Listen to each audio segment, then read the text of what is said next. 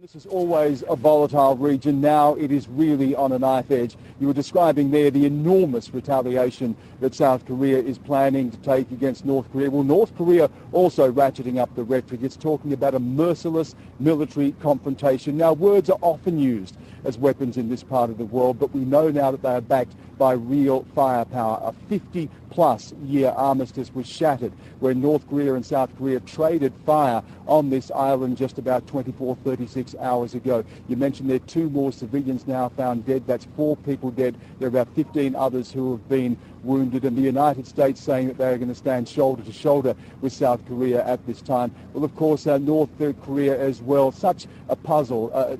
Called the Hermit Kingdom, and for good reason. It's very, very difficult to read their motives, but we know that Kim Jong-il, the leader of North Korea, has been unwell for some time and planning a transition to his son. Many are seeing this as an attempt by his son, he's only 27 years old, to try to establish his credentials, to try to show that he's a tough guy, that he can actually stand up to the United States and South Korea as well. It's a high-stakes game, John.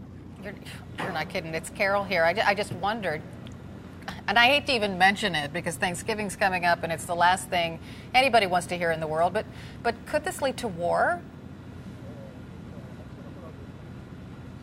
Well, many are saying that's exactly what we did see, Carol, when we saw this clash on the island itself. You know, at the time that South Korea was carrying out its own military exercises, the North saw that as a provocation, but this has been building for some time. Remember earlier this year there was an attack on a South Korean naval vessel. 46 sailors were killed then, and now, of course, we've had this attack as well. And just remember last week, an American scientist was shown around a nuclear facility in North Korea where they say they are now enriching uranium. They are ratcheting up their nuclear program as well. So you're talking about an unstable regime, a secretive regime, one that's been hit hard by sanctions, that is looking at a leadership transition. It is not a pretty picture. If you look at all of those things and you look at it also having a nuclear capability, you realize just how high the stakes are here.